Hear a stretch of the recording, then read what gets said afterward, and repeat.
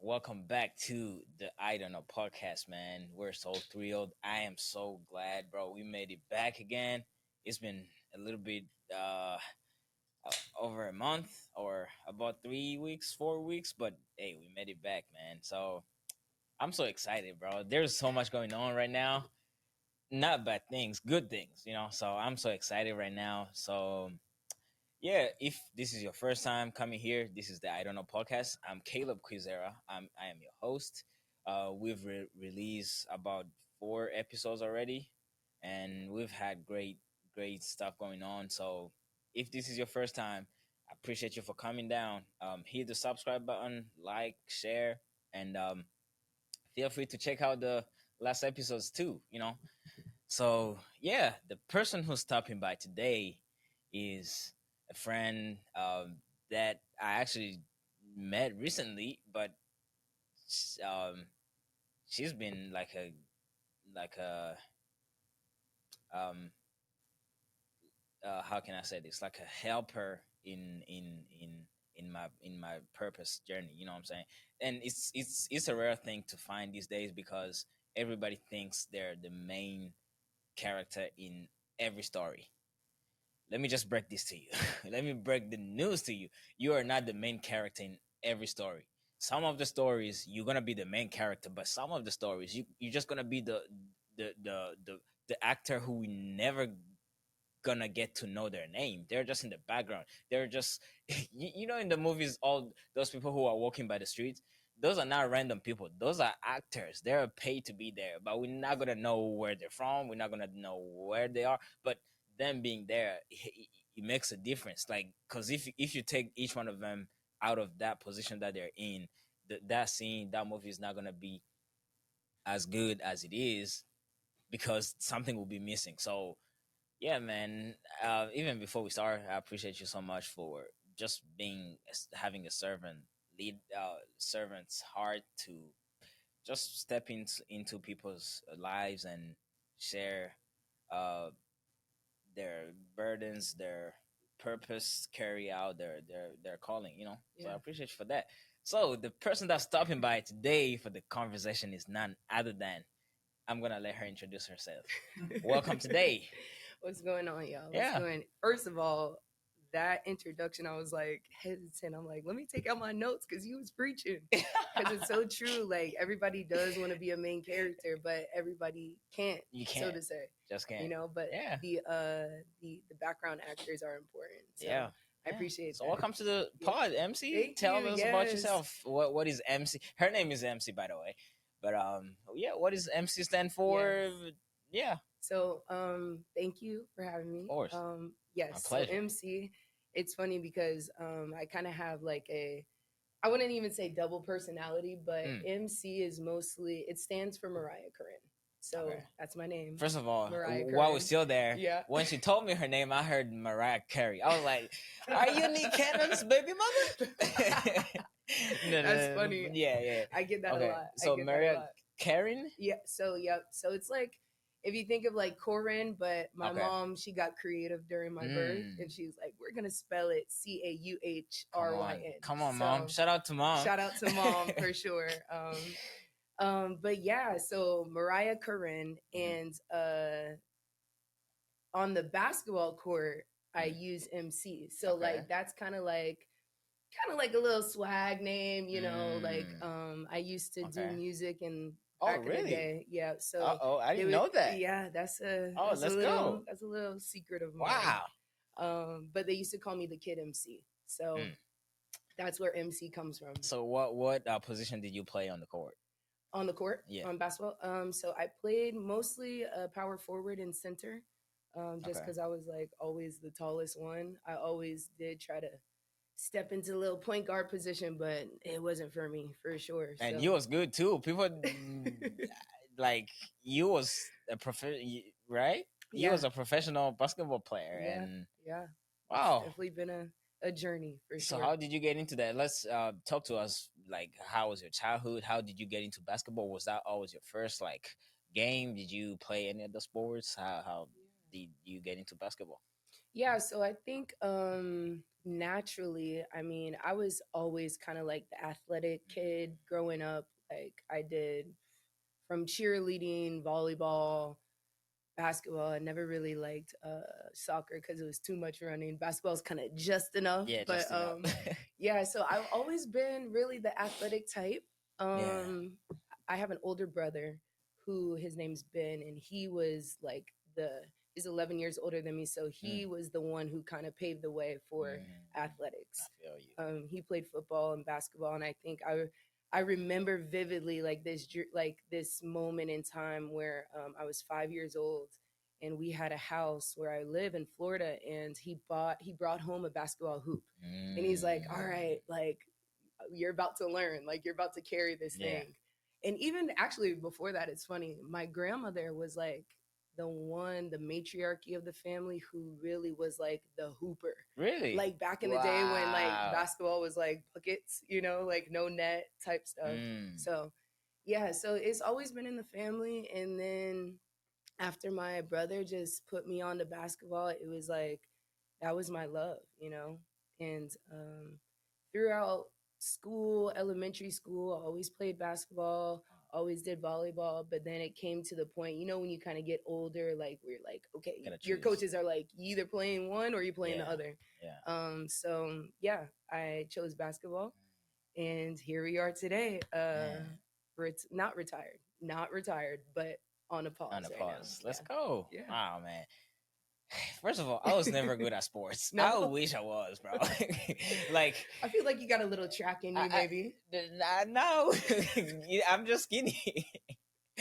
It's crazy because, like, I have three brothers, right? Hmm. I have three brothers and four sisters. All of us, we eight. Yeah, Four boys, four girls. But all my bros, man, they're good at sports. Like yeah.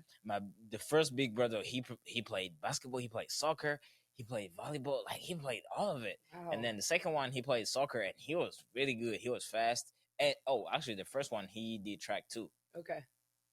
The second one he did track too. I'm the third. I don't do none of it. I tried You're soccer, like, bro. Like I was that person that they always pick last, man. Like oh, I was that guy who always miss on an open goal. Like they yeah, give you a a wide pat, like open oh goal. wide open, and then you, It's man, like he gave you a hey, chance. it's crazy. And then my little brother, he's good too. He likes soccer. He's trying to like he's young. He's trying to like see if he can do it professionally. Yeah, I'm like, let's go, bro. Let's do it. yeah. Like we're behind you, but it's tough. It's tough. Hey, These guys are very good. Not to discourage you, but these guys are very good. yeah. So I yeah, mean, you're succeeding in other ministries, yeah, so it's exactly, okay. exactly. It's all good. That's the thing. You're the one to video I them when didn't they're doing their sports. exactly. Yeah, But growing up, you didn't.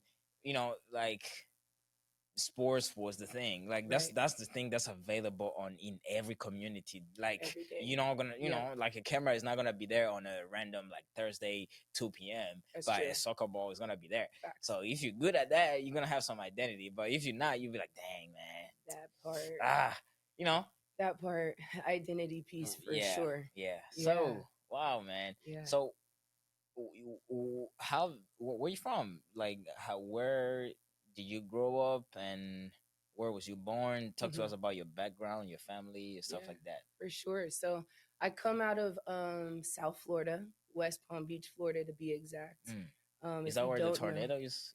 yeah, It is. Do you still have family there? I do. Yeah, Oh man, really, a majority of my family is still in Florida. are they safe? By God's grace, they're How safe.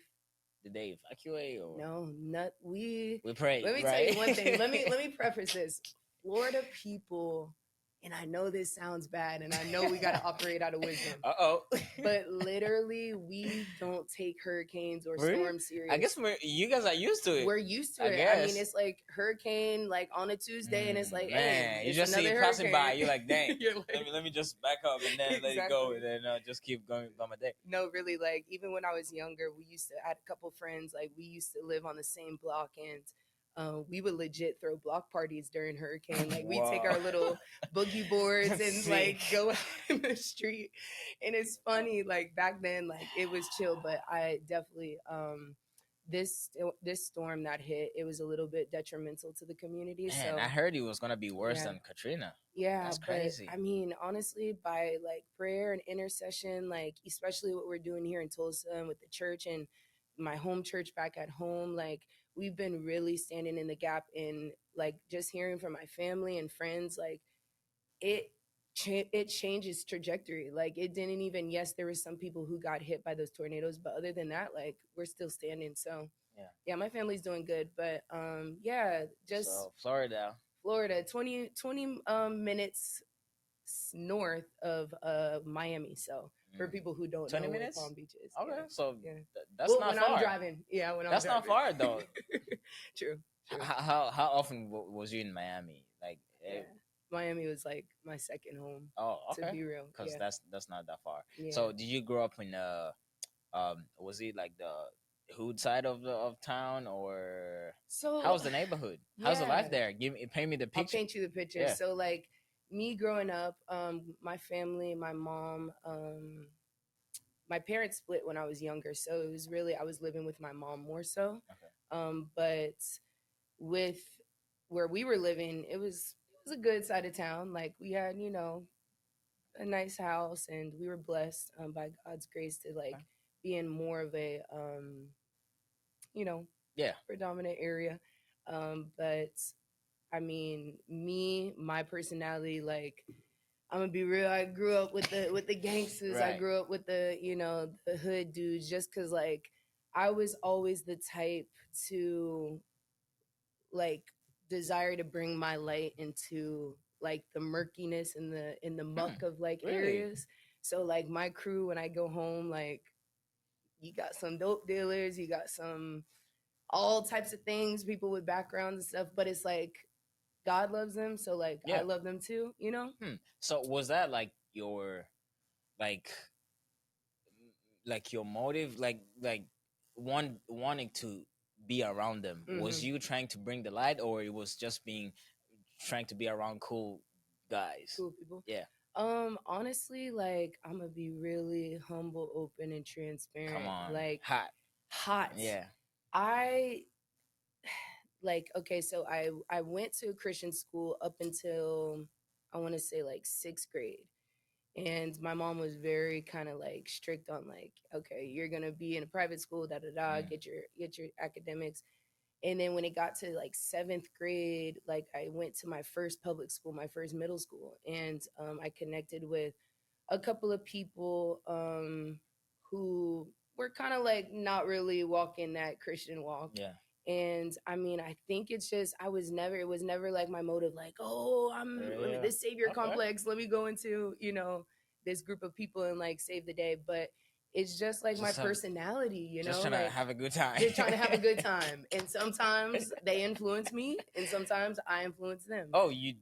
Yeah, I'm gonna you be would? real. For Like, real? I would Oh, get wow. influenced. Yeah. No. That's definitely that. Yeah, I know yeah, that, but yeah. you influencing them is the what's surprising. Yeah. 'cause- So it's funny because like when I went to middle school, my godfather, Mr. Pete, he was the youth pastor of like this church, this Jamaican church. It's called Church Without Walls. Mhm. And I had met some of like my best friends. Like a lot of my friends are older, like older 30s, just Yeah. embarking on 40.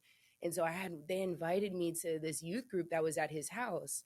And like literally I'm thinking in my head, I'm like, bro, I just saw you smoking a blunt on the corner. Like, what are you doing in Bible study, But he was there. So I'm like, all right, we about to rock out with it.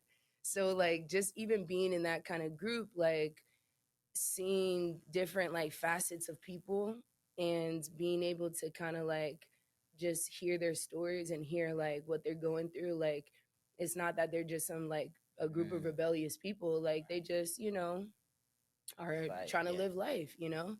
And so yeah, we were in this youth group, and we would be doing that for a couple of years, and obviously you grow out of youth group and stuff, and Mm, then it was like that kind of transition into high school and just like the whole identity piece and stuff.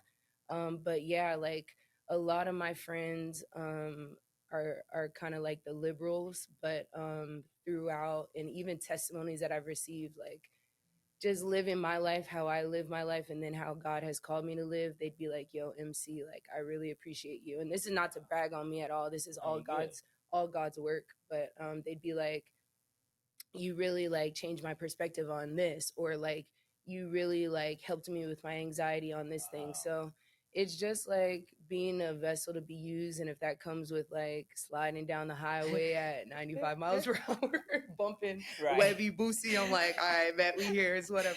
So was you always say? I know you grew up in a Christian Yeah. home. So Hmm. when did you like take it serious? Because like growing up in a Christian home, like I was like, I mean, I grew up saved. Like I Yeah. was born saved. Yeah.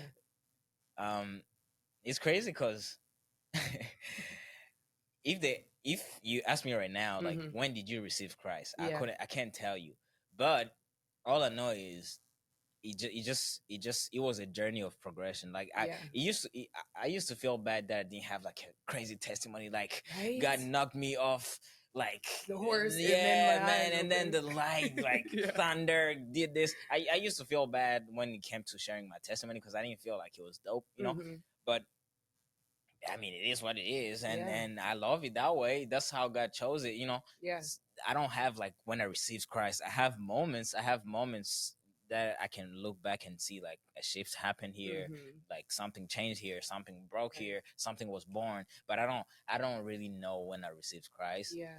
I don't know if I'm gonna like receive him someday just to mark the date. I don't Yeah. know, Yeah. but all I know is He's in it's you. where he is and it's Yeah. working. Hey. So was you like that, or did you like turn your back on church and then come back Hmm. at some point, or was you like always in church and then Yeah. it just got better and then got like an intimacy? You went from religion to Yeah. relationship. How Yeah. did that happen? So I was literally like birthed into church, like Come just on, short of like hospital church, that's me. literally. And like my grandmother, like I said, she's like the matriarchy of our family. The seeds that she sowed through her faith, Yeah. they blossomed into like my family being strong in our faith. So like as far back as I can remember, like I was in church, like the whole we used to call them Daisy Girls back there. It was like kind of like a Boy Scout thing, Girl Scout thing, but it was like specifically for For our church. church, Yeah. wow. So like I remember all that since I was little. And like you, I always used to be like, man, like I don't have this like crazy Yeah, testimony. Like you know, the light shined and then I was yeah, like, Jesus. yeah. But honestly, I knew that now I know the Mm, Holy Spirit, but like I knew that something was in me since like a that's good. baby. That's And good. my mom would always tell me like, "You're an angel, you're an That's angel." beautiful. And I'd be like, I thought it was just like a little cute name she would call me, you know? But she like now maturing in my spiritual walk, like I understand what she was kind of alluding to when she was saying that, because like just some of like my characteristics or the way that I would perceive things, or like the way that I would kind of stick around the church and not want to leave at like a 6 year old, like, you know, who does that? But yeah, and I think it's a blessing too, because it's like, yeah, we don't have this outrageous testimony of we got saved, but that's kind of the grace of God too, is like we have known him and we have family who like we are able to kind of walk in the footsteps that they went before us. And if you look at it, especially nowadays, like that's not the case with a lot of families. Yeah, So it's truly a yeah, blessing that your family like put forth the effort to make sure that you even remember like who the rock is, yeah. like Hmm. who the cornerstone is, Yeah. you know. And that's kind of my situation. And then like even just leading up into my more like adult years, I of course I was baptized as a baby, but like 2020 was really when I went public. Like I was like, wait, I don't think I've gotten baptized as an adult. And so Mm, I was like, all right, let's do it. So I went public come on. as an adult in October of 2020. I think honestly, like a few days ago, back in 2020. So shout out to that. Um, A few days ago.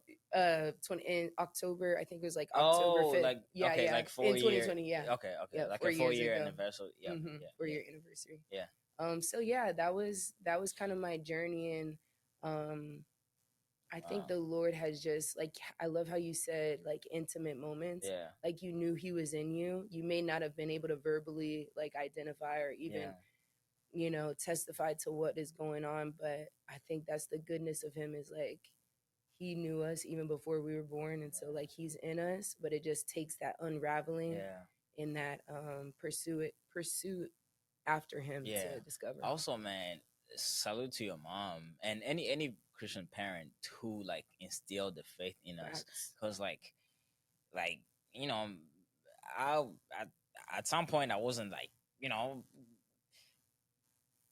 I always believed in like I always believed in God. I always knew God was there, Yeah, yeah, but I wasn't living the that talk part, that I was talking, or that I part. wasn't like like doing all these things, or even living the life, not just doing because it's not just doing, it's Right, being, right? right. But I don't know, it's the way that they like raised us up. I don't Yes. know how, I don't even know if they know what they were doing. I think it was just them being obedient to the spirit, Yeah. because I, I'm sure my mom couldn't tell me like I had this strategy and then like Yeah. do this, and then at 3 years old Yeah. I was We're gonna gonna do plug you into this. the choir Yeah. so that when you turn 17 you're gonna drop out of the choir, but you're Yeah. gonna come back at 19. Yeah. But they Yeah. didn't know like exactly what they were doing. But it's so important, man. Which Yeah. is like encouraging to any parent out there. Like Yeah. it might not look like it's bearing fruit, but Come it's a on. seed. It's a seed. Exactly. Just keep sowing. Yeah. And You it's know. even like, if you look at it too, like one thing I had to realize about my parents is like, and everybody can attest to this, Yeah. like they are new at this too. You It's know what their I first mean? Like life. it's their first life. It's not like they've been here before, No. like it's their first life. And it's like, imagine having a child that you're responsible for, Yeah. and you're trying to walk out your faith. And then you're also trying to teach them, So it's like really Yeah. kudos to family Man. who are just really like walking that walk and not just talking it. Yeah. Wow. Yeah. So wow, that's so cool. So what Yeah. would you say was like the hardest thing in your childhood, which you can like once I said when I said this, that you just remembered of it? Like what would you say was the hardest thing, or the thing that stands out in your childhood life and Hmm. how it shaped you to be who you are today, Hmm. or like it's something that made you who you are. It can be a good thing, it can be a bad thing. Yeah. you know I can say, I can start on that. So I grew up Yeah. with older siblings, right? Okay. So we're eight, like I said. I'm the sixth, so I only Okay. have two younger siblings, Okay. right? So five of them were older. Okay. So I grew up with all these older siblings, but older siblings were cool. They looked cool. Yeah. They could do whatever they want. They could Yeah. go out whenever they want. But I can't. I couldn't. I was Yeah. like, what do you mean she can? He Yeah. can. What? Huh? Like Yeah. like it couldn't make sense in my mind, Yeah. right? So it made me try to be older or try to be Mm, mature. Like it put the pressure on me right. to try to be like them, Right. right? Which impacted me so to this day. Like Mm-hmm. every time when I'm in a room, I'm analyzing like, am I the youngest person in the room? Ooh, Mm, I gotta make sure that I'm saying stuff that I yeah. like on Levels the up to levels the to the other. right. So that shaped me so hard, and it has helped me in some ways, and Mm-hmm. it made me in some ways, but it broke me in some others. Right. One of the ways that it made me to not act childish, to do stuff that are mature, which Yeah. people like. Yeah. Because They do. every time when I was around people, they were like, "Man, you speak what? How do you know this?" Yeah. And I was like, "Yes." You're Deep like, down, I was wait, like, I "Yeah." got that. But the way that it broke me was I was so like worried about what people are gonna think. I was Mm, so like I wasn't living my life. I was right. living everybody else's life. Like I was trying to take my life and put it on everybody's standards, which Mm, is not good because you know you need to mess up, you need to try out new things. You need there's a lot of stuff that you can't do if you're so absolutely. worried about what people are doing. Absolutely. Yeah. So yeah, what Yeah. was that for you? So, younger me, Yeah. um, and I don't know if we'll get into it a little bit later about like my college days, though, because there's great things that have impacted my life. But younger me, it was mostly like I told you I have an older brother. I Yeah. also have a younger sister and then a younger brother. Okay. My parents are split, so my younger siblings are on my dad's side, Okay. and my older brother is on my mom's side. So we had a really kind of different upbringing. My brother's again 11 years older than me, so he kind of had that time to grow up before me and you know be with my mom like way before I was even born. So it was like when I kind of came to the age of like understanding this dynamic, um, it was a little tough because my brother had kind of fallen like a little astray and he was doing his own thing and living his own life. And so, like, I love my brother. I love him with all my heart, but it was like hard seeing, like, kind of my mom, enduring the pain that Mhm. she was going through, like, seeing her son out of the house or just like little things, Yeah. like that maybe the typical family doesn't get to experience. And so that kind of like gave me the freedom to like my Yeah. mom not really be worried about me, which is great because Yeah. like I know there's people who have grown up and it's like, nope, you got a 10 o'clock curfew, you got 11 o'clock Yeah. curfew when you're high school. Yeah. Like my Yeah. mom was like, she trusts me. And I think it kind of stemmed from like my brother and the leniency that he had. Mhm. And so like I will say with that freedom, I didn't really steward it well. So I kind of it Did whatever you want. did, yeah, like respectfully, there would be times where like I kind of like, be getting myself into some knucklehead stuff, Mm. which, I could have prevented myself into getting like, Yeah. into smoking and doing all the other stuff that I started doing. But like also, it was just difficult to navigating like a two-parent home, Yeah. Yeah. That you much freedom that much at a young freedom, age. yeah, at a young age. It's like, man, like anything's up for grabs, and so that kind of, and that's on nobody but me, but also like God is graceful and his mercy like brought it all around to like be my testimony Yeah. too. So Exactly. that in my younger years, and then obviously like having two parents, that's always, nobody wants to like go to one house one week, Christmas this year at this person's house. So that kind of like Mm. just like stirred up in me like a little bit of anxiousness. I Really? realizing like just doing the work as an adult now, just kind of looking back on my childhood, Yeah. I would see like kind of some abandonment issues and things like that.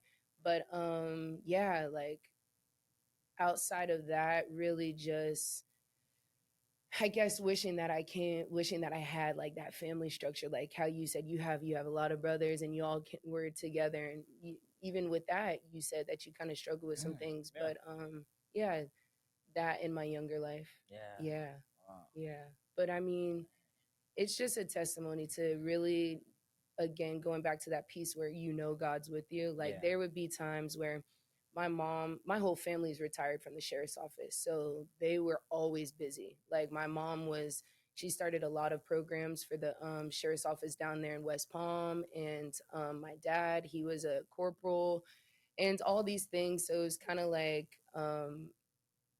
they were always busy, Yeah. and then I just felt myself too kind of like pulling in from the athletics and then Mm. hanging out with friends because my family would be busy, Yeah.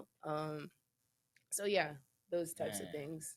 Yeah, Wow. yeah. So I know there's a lot that's of moving pieces to my life. It's no, crazy, bro. it's good how the Lord, takes us through whatever that we go through. And Absolutely. in the moment we don't know what it is. There That might be part. something that we're going through right now. In the moment it doesn't make sense. But Yeah. 2 years, 5, 10 months from that moment, you can see how the Lord protected you, how he's using that story, you know, For sure. to impact a lot of people. So, man, so I grew up right with two parents. Okay. It's not like you know it's not like to brag or No, anything not like at that, all. right? It's a So blessing. yeah, I thank God for that.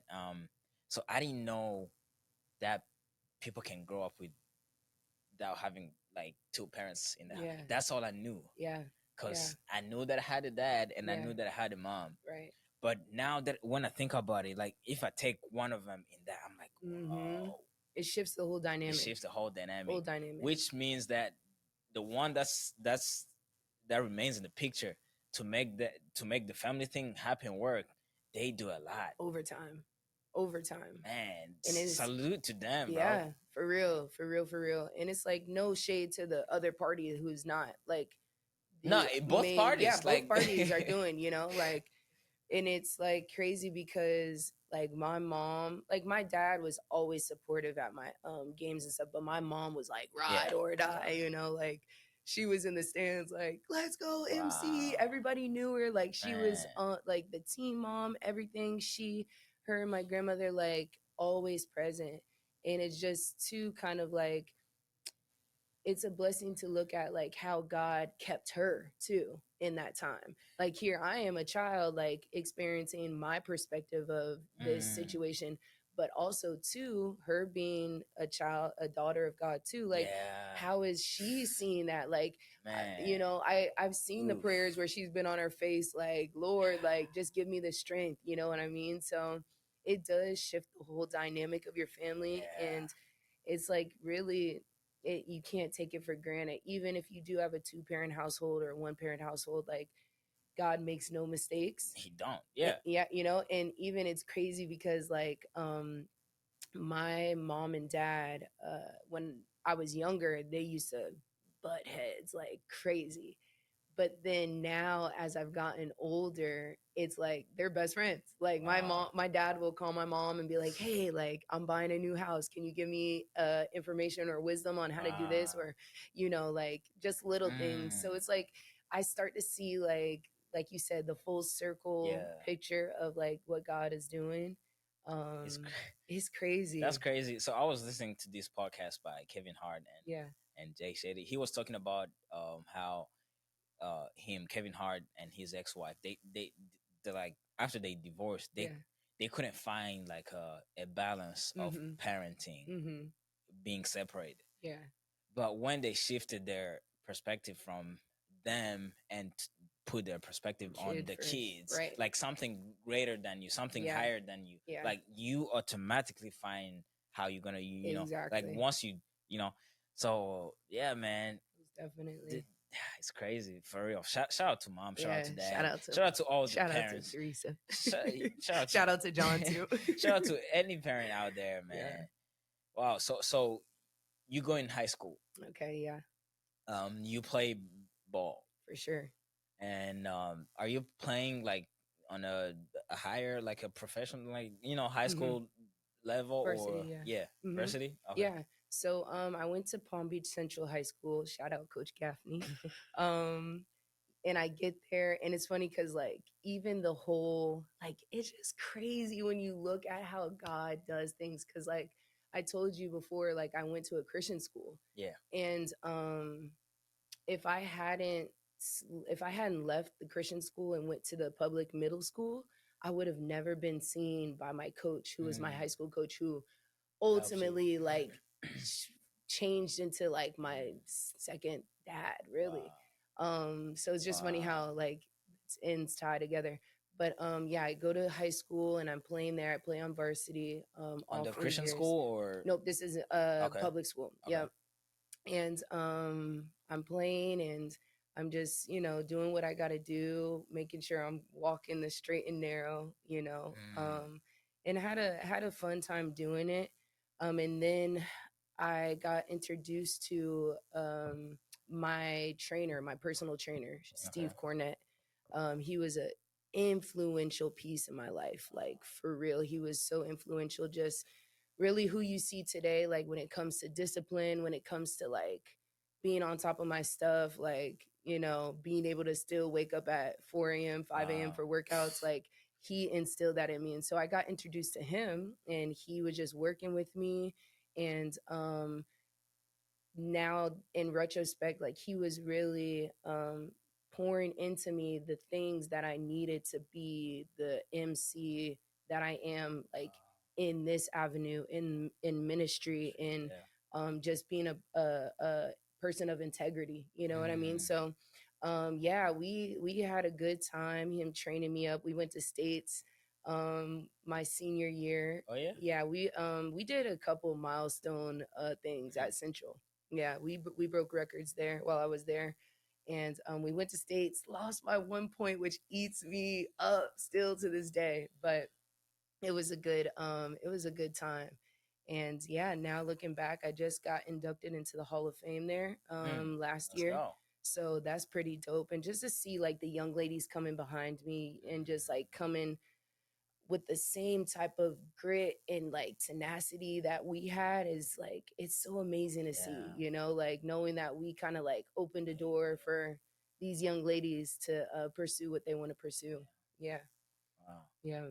So, how did you go to college in Hmm. Florida? Did you get a scholarship? Yeah. And how did you like get into My the profession. professional Yeah. like side of the the game? Yeah. So it's crazy because like I out of high school I had like a bunch of D1 offers. And I think one thing I learned in that whole process was like really humility and really that. And it's funny you ask that because it's like this was the point in time where I felt like I started to really walk with God closer, Really? Wow. because I had a bunch of like, if I were to spew them out, it'd be like, wait, and you chose to go to a JUCO? Mm. So yeah, I had a bunch of Wow. D1 offers, but I chose to go to a lower level For college. real?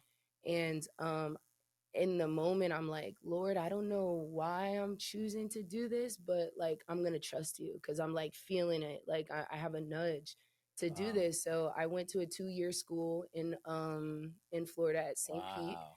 And yeah, went there, got taught a lot of discipline by my coach. Like, she was like just short of a drill sergeant for real.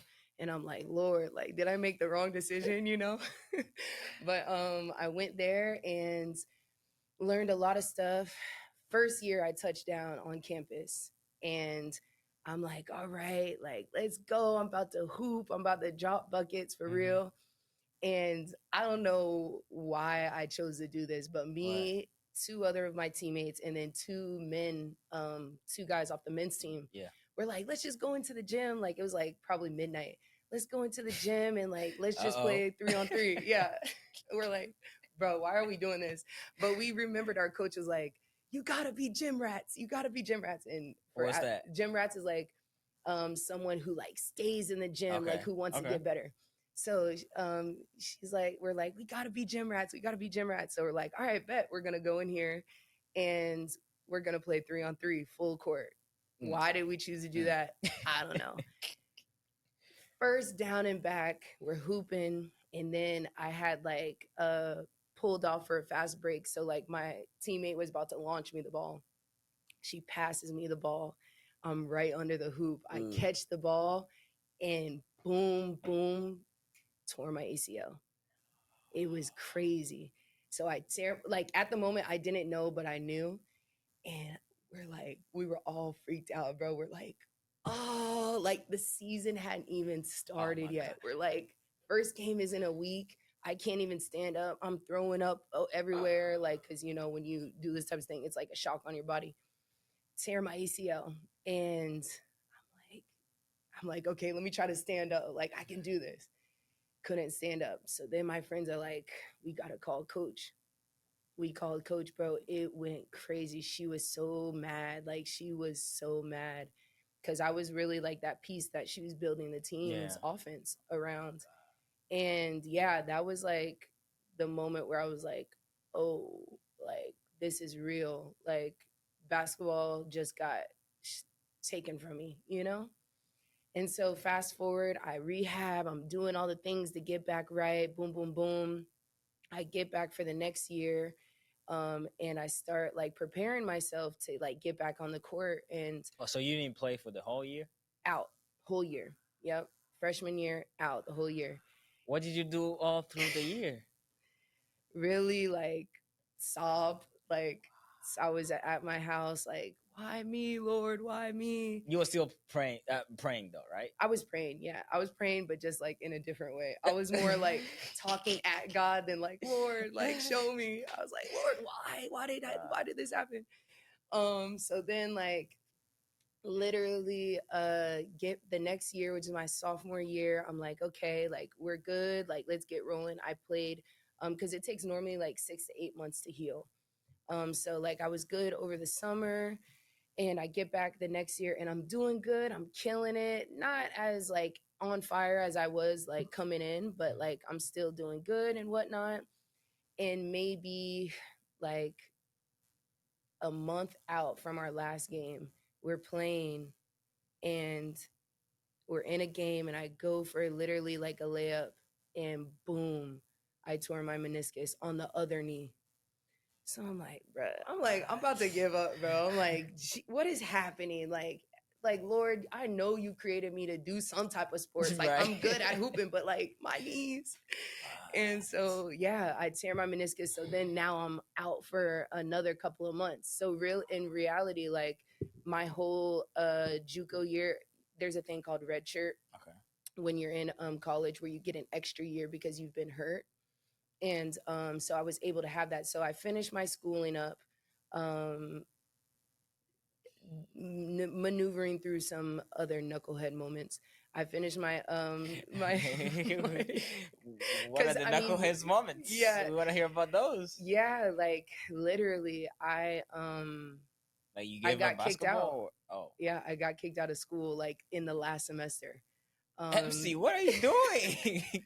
Bro, I told you, Just play I was basketball I and go to know, sleep. I know, and it's so easy. Like Right, it it's happens so fast, easy. huh? Yeah, it's so easy to just be like be focused, but like also too like the enemy when you're in isolation, that's when he has like direct Come on. connection to you. Like it's so true. Like when you hear it, you think, oh yeah, well I can get out of isolation by like just chilling with my friends or da da da. But when you're on crutches and your friends are going to these Yeah, parties and this yeah. things and You you're stuck up, alone, yeah. like you've got your mind and and I wasn't as mature as I am now. So I'm like, okay, well, I'm gonna just do whatever. So I did end up getting released early, with like a month and a half left, from that school, and all the offers I had on the table, um, they went away except one offer, and it was to Jackson State. And Good school? this was before the Dion era, Coach Dion era. Hmm. But yeah, it's a D1 school, it's a university in Mississippi. And the coach called me and she was like, we know you've been through some stuff. We know you've had surgeries. We know that you were released early, but we want to take a chance on you. And I'm like, really? Like, I'm surprised because I'm thinking my career's It's over. over, yeah. I'm like, really? Like, I get to pursue like my, the further extent of my degree and then also hoop. And so I did what I needed to do, got to Jackson State, and you're gonna trip out. Literally get to Jackson State, right? Told you I tore my meniscus on the opposite knee. Yeah. Get to Jackson State, I'm on fire. Like I took all that summer to like really grind. Right, yeah. Got my coach Steve, like we were eating. Get to Jackson State, and literally we have this thing like during homecoming, which is right before the first game that we play for the season. And it's kind of like a just like an expose of the things we've been working on. And I got through that game. The next week was our first game. Bro, literally go up for a layup, step on my teammate's foot in the layup line, not even in a game, in the layup line, tear my ACL. On So the now same knee? on the On the yeah, with the Oh my meniscus. god. So now I'm 3 surgeries, and this is 3 of 5. So Wow. it's crazy. But long story short, like got through Jackson State, and I was still able to pursue a career professionally. Yeah, it's been a wild roller coaster of a story, but God, like He was navigating it all and helping me navigate it all. Um, and it was just like the pursuit with perseverance kind of thing, because I could have Mm, easily been like, all right, I'm done, I'm down. I'm just gonna Mm, like surrender it to you, I'm done. So that's good. That leads me actually to my next question yeah. because, um, Paul talks about how the faith is like running a race. Mm-hmm. It's like a sport. Yeah. So maybe you understand this more because you know how you had to do this one more push up after you feel like you can't do no Mm. more, or you had to do this bench press, or you had to do this one more lap that the coach told you to do after you feel like you were done. So I don't know, how does maybe like faith uh mix with sport, like how, well, I don't know, do you find any like similarities, or is there like a view that you have on how faith is, you know For sure. yeah, mixed with athleticism Yeah. and sports and all that. Absolutely. I think honestly, like when we look at a lot of Paul's teachings, like he talks a lot about like perseverance, or, enduring the thorn on his side. Mm-hmm. Like, I think, to be honest, like athletics, or even if it's not like athletics, but first of all, I believe anybody who has a body is an athlete, Mm, because that's your temple. And although you may not be competing at a race where you're going to win mm, a trophy, your temple, you are essentially running a race that you are going to win a trophy, but in heaven. And so anybody who has a body, no matter if you have two yeah. legs, one leg, two arms, one arm, you are an athlete. And so I think what that's a good metaphor and picture that we can compare to a lot of what Paul writes about. And it's like the training aspect that we have to do in life and in our faith. Like, there's been plenty of times where, bro, I was tired, like not even just physically, like spiritually tired. Like, Lord, all these things that have happened in my life, like how can I continue? How can I keep going? Like, when is there gonna be relief? When is Yeah. is there gonna be a sub? Like, get me out the game, Lord. I just need a breather. I just need a sip of water. But it's like God ultimately, and Jesus as our coach. I've had multiple coaches. I referred to Coach Steve, like he was one guy that was always in my corner. Like, you can do it. You can do it. Like, do 10 suicides, I'd finish the 10 and he'd be like, MC, stand up, you got one more. And I know you can do it. It's going to stretch you. And so, in the same way, in our faith, like when we're being stretched by God, when we're facing like these circumstances that we feel like, man, dude, I can't do it, Lord. Like, just sub me out. You can't sub out on your purpose. You can't do the calling that God has placed in front of me, and vice versa. I Yeah. can't sub for you So to fulfill your how do you calling. keep going though? Because like, when let's say somebody right Yeah. now is in that corner, is about to throw in the Yeah. towel, like how, like, because if I'm honest, there are times that I've endured, Mm-hmm. right, Yeah. over and over again, but there's this specific moment where it feels Mm-hmm. like I've endured already. Like, I Mm-hmm. know, like That's the good. endurance that I had, I've already used it. Mm-hmm. So I don't have any more. So how do we get past that? Yeah. You're an athlete. Maybe you have a Yeah. perspective that can be It's helpful. like, it's honestly like you have to get back to the basics. You Mhm. really have to go back to the basics. That's a word. Even top professionals, like, are doing the basic things every day that lead up to like the big things that you see. You know what I mean? And for me, surrendering identity is my whole thing. Like, I believe God, like throughout this whole thing with basketball and sports, I was building up like this identity that like this was me. And in the same way, like with our faith, we could be building up like, oh, this is my identity. Like, I gotta pray for 5 hours, or I gotta do this, or like, Mm, all these different things. But it's like, no, just get back to the basics. If you're feeling yourself worn out, tore down, take a day of rest and just sit with him. Like, and I know it seems mundane, but it is those little practices that will add up together to be like the big thing that people see. Like, there's been times now where I just like now I can go from going out with a competitive mind playing basketball to like I'm about to just go shoot a hoop just to hear what God's like saying to me. I don't need to have a rebounder. I don't need to make 20 in a row anymore. I'm just here with God to be clear and just hear like what he's trying to say, you know? And then it's all too about like who you keep around you. Like what does your team look like? You know, like do you have a team that's like biting in or like Yeah. biting in on that like Yeah. exhaustion piece, like are Yeah. they saying yeah girl like or yeah dude I'm stressed out too, like let's do whatever, or are they saying hey man you can do this, like you got one free throw to tie the game, like you got this, you're gonna make it, like I believe in you, like let's win this game. So in the same way, like if you're feeling discouraged, if you're feeling burnt out, like get around some people that have the endurance when you don't have endurance. I don't know how many times I in conditioning, like as post people who know as big men, when coach got you running that mile, that's the worst thing that big men, we hate to run long distance. But I always remember like specifically my point guard would finish her mile in like 6 minutes. And then she'd come and she'd get behind me and she'd be like, MC, you got it. Like, you got it. Like, keep pushing. Like, you're almost there. Like, you might throw up at the end of this mile, but you're But there. You're you gonna did it, finish. yeah. You did it. So you gotta Mm. get you gotta get around people. Wow. Yeah.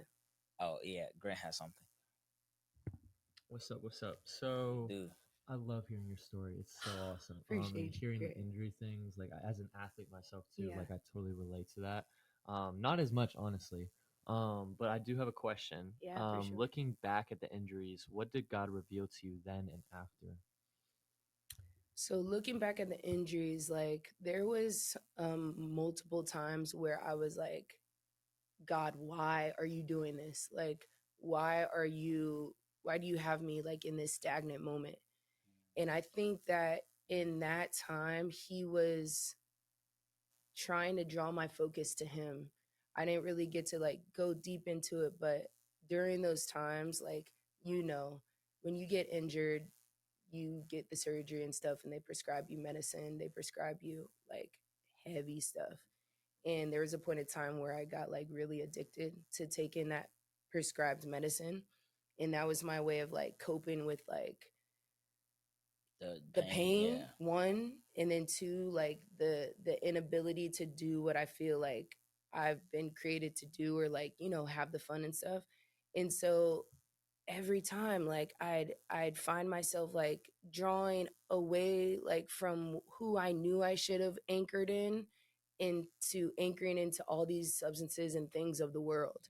And so I feel like, and it's funny because I've had 5 surgeries. The other 2 were overseas. Um, but even the grace in 5, like after that 5th one, or even during that 5th one, I was like, because I was in a different country and I had that surgery, and it was crazy because like I was in Romania and they do some weird stuff in Romania. Like the whole surgery, like I was awake still, kind of, but I was like numb from the waist down. So I'm like, bro, what is this? Like, what are we doing? And I got into the like kind of recovery room, and literally God sent me a guardian angel. She was in there and she had just had a surgery, and like I came in to lay down, and she was playing one of my favorite English worship songs. Wow. It was called In Fight My Romania? Battles. Yeah, and I'm in Wow. Romania, bro, and she was playing Fight My Battles on Wow. YouTube. And I was like, it was in that moment where I was like, oh Lord, this whole time, these encounters with my surgeries and stuff, like you've been wanting to be there with me. And so if I could go back, I just wish I would have tapped into God more. Like at my lowest points, I wish I would have just surrendered everything else and been like, Lord, what are you teaching me? And I even had a coach say that. Like I cried out to him. He was like, Coach Johnson was like my dog. I was like, Coach, why do I keep tearing my ACLs? Like, what am I doing? Like, I am a health person. So, like, I'm supplementing, I'm weight training, I'm doing all the things. There's no reason why I should be this, you know, prone to Yeah. injury. And he was like, MC, you might want to think about what God is really trying to speak to you through these injuries. Mm. And I was like, wow, dude, you're right. So really that's what I would have changed. I would have drawn closer to him. I would have taken my notepad out and been like, Lord, speak to me during these quiet moments. And yeah, just built out a Hmm. curriculum for other athletes who That's, have gone that's through my good. struggle. That's good. Yeah. So you mentioned, thank you for the question, Grant. Yeah, I So you, appreciate that, Grant. yeah, that was good. So you mentioned about the girl, the person that was playing your favorite song, Yeah. and that you saw like a guardian angel, Yeah. right?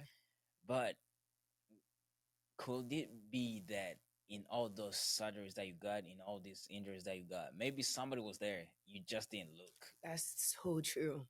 You So know, true. so it's not like God is not there. It's not like Right. God did not provide. It's Right. just that sometimes we didn't receive, we didn't open up, we didn't reach out, we didn't surrender. Absolutely. Yeah. We didn't open our hearts to get the help, or because sometimes we think we know what we want. Yeah. Because I'm Yeah. sure in that surgery room, what you could have asked for God was heal me, Yes. or I don't know, like make this injury go away or whatever, Mhm. But he knew what to send. He knew did. what to send, but you did. don't know what he's gonna send. That's why you gotta keep your heart You open. do. Like you just gotta. Hey, it's crazy. That's why your perspective, your heart posture, you gotta stay in a certain position, because you Absolutely. don't know how he's gonna send it. You don't know what he's gonna send it. All you know is you've asked for help. Yeah. Now you gotta be in a position to receive. To receive it. So Yeah. maybe there could have been a guardian angel to help you in all these positions, Yeah. but we just didn't, like, we Yeah. don't expect, we don't look out for that. We don't.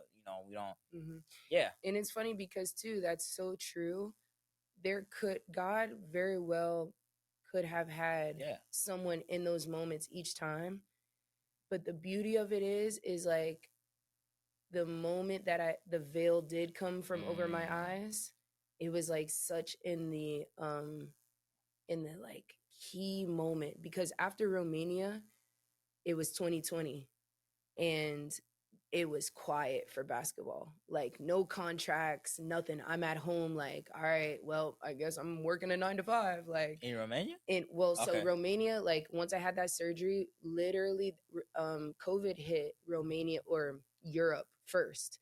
So they had to literally extract, like, me and my teammates, a whole crazy story, like extract us out of Romania, bring us back to the US. How did they get you guys? Because So the they literally had airports to and everything was shut down, it was right? shut down because like COVID hit Italy first, and then a lot of Romanians work in Yeah. Italy, so they Yeah. brought it all back. And like they had to call the US embassy and was like, we've got 2 Americans like on our real? team. Yeah. So were bro, you it's the only crazy. Americans in Romania? I had my homegirl who I went to school with at St. Petersburg. It was just us 2 there. 2 Americans in the whole country? I don't know if it was the whole country, but I know that we weren't. It was either we're staying in Romania for the rest of 2020, Oh my or God. we're going home. He was like, I'm going home. I can't speak serious. Romania. I can't speak Romanian, and nor do I want to eat all of what they be eating. They be on a crazy diet. But literally, they extracted us, and we got home, and it was quiet for that season. But all I kept like remembering was this encounter with that woman, and I just like at that moment it like turned the trajectory of my faith. And so and then leading up to the baptism. Oh, wow. So it was like, you're so right. Like God could have had people in there, and he did, I'm sure. But he knew that I needed that moment, that encounter to like completely make the scales fall off. Yeah. So Yeah, I always say, the Bible says all things work together for the good that love it. absolutely. But sometimes we don't have to go through all of this stuff for the like, for example, right? Let's say God's plan is for me to this is just an example, to live a pure life, maybe get married at some point, have a family, and keep on my legacy, do whatever he called me to be, right?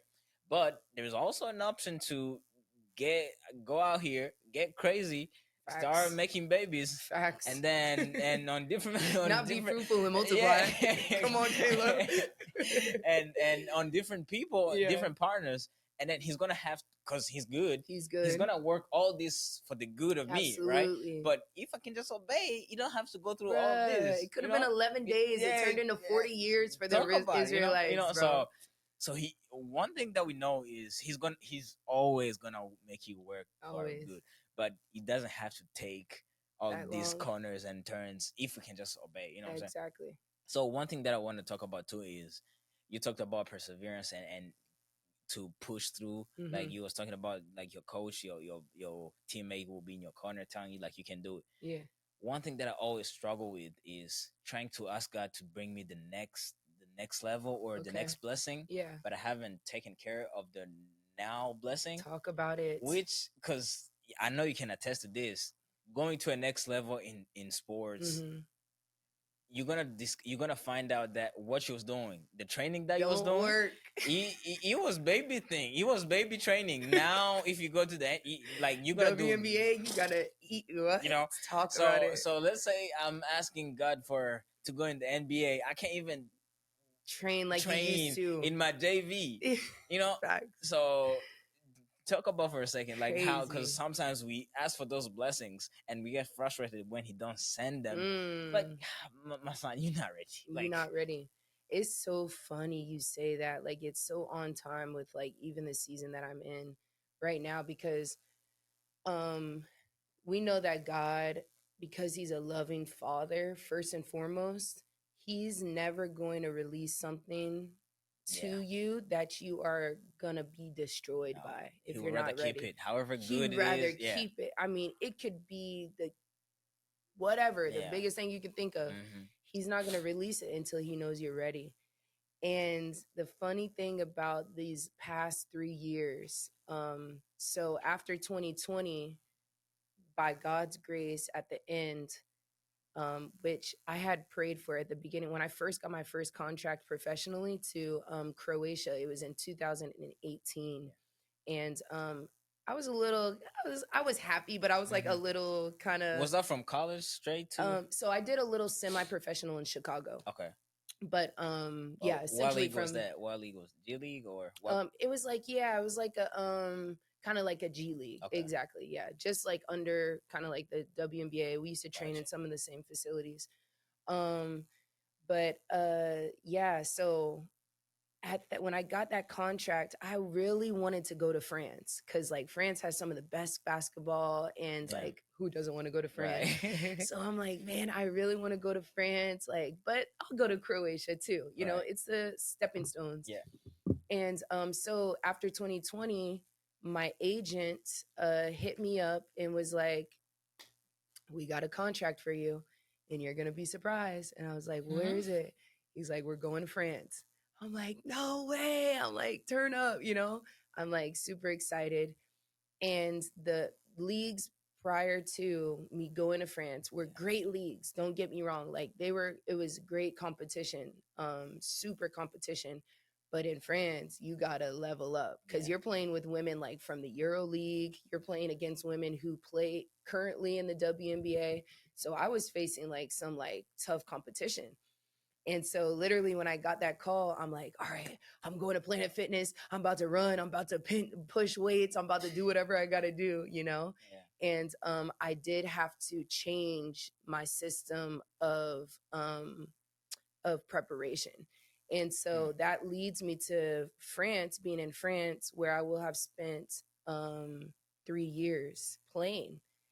And during that time, bro, you want to talk about like locked in with the Lord? Like I was just short of a monk for real. Like locked in for real. Like sitting at I had God, I'm so serious too. It's funny because like just looking back on my life, I'm like, dang, like I was really like Right. teed You up was in the doing Bible. this. Yeah. um, but even in experiences too. But he prepared me those 3 years in stewarding because if you don't know, like Europe, it's very like, bro, they don't even know Jesus. Like Mm.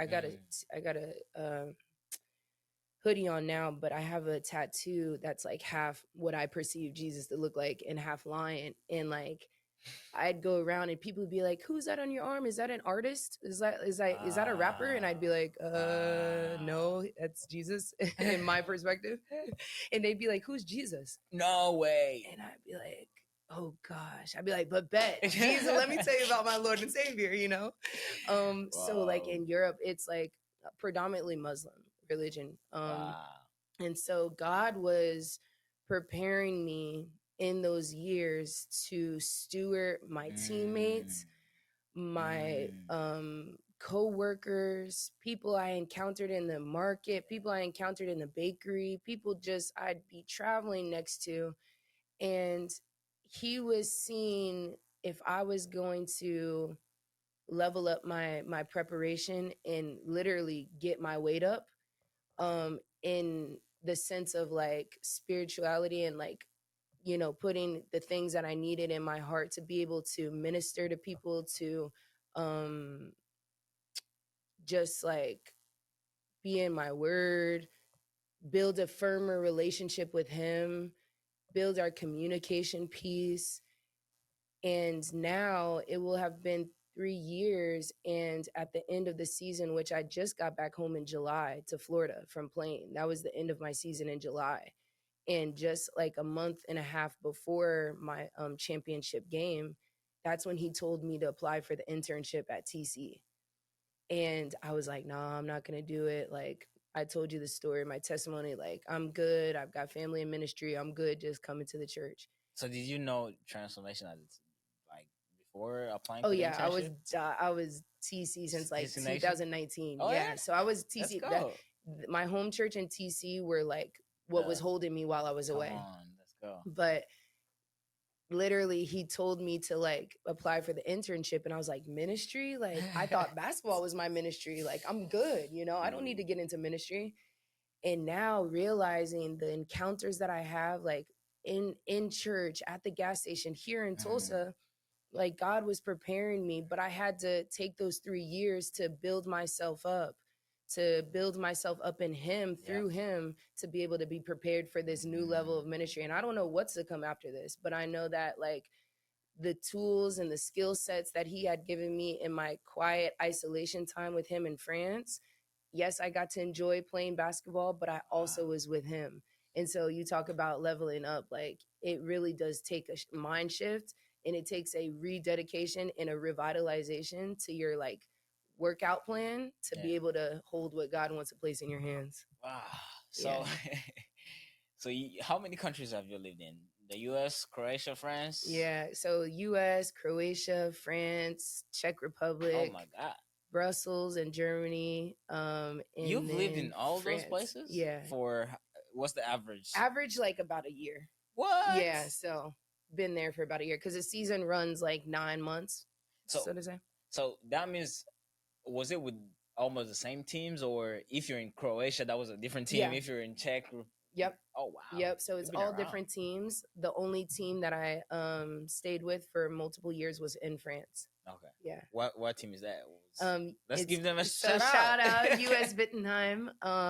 It's oh man, this club is insanely amazing. Yeah. Like it's more than just like, because I've had my experiences with like some clubs where it's like I'd never recommend them to any player, but US Wittenheim is a family home. That sounds like German.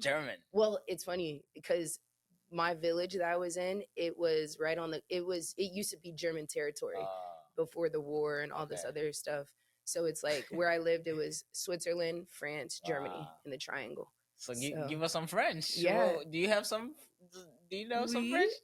J'ai parlé un petit peu français. Oh, come on. Yeah, so I speak a little bit of French, is what I said. I know 3 years, Je everybody's parle like, too. oh, oui. Ouais. Très bien, très bien. Okay, I love that, my French brother. Yeah. Cool. Yeah, French is like our second language back home, and then first language is Kirundi, the mother tongue, and French, and then like a couple other languages, and then English. So English is like fifth language. So wow. Hey, that's cold. No, We gotta it's get you on TC France oh, to they have friends. well, we Oh yeah, praying. Look, yeah, we yeah. Oh hoping for sure, yeah, it. yeah. You need to Wow. do some So translation. so wow, that's crazy. So being from the states and Yeah, have lived in across the world, as we try to go towards the end, yeah, how was the experience? Or give me something, like tell me, because this, I feel like the states is so closed yeah. They don't be that knowing. yeah, like we only like we only know stuff that I hear, Yeah, what I'm saying. So being somebody that I've been around, yeah.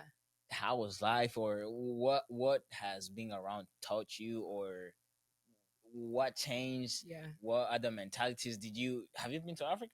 No. I I went to Casablanca, but it was briefly.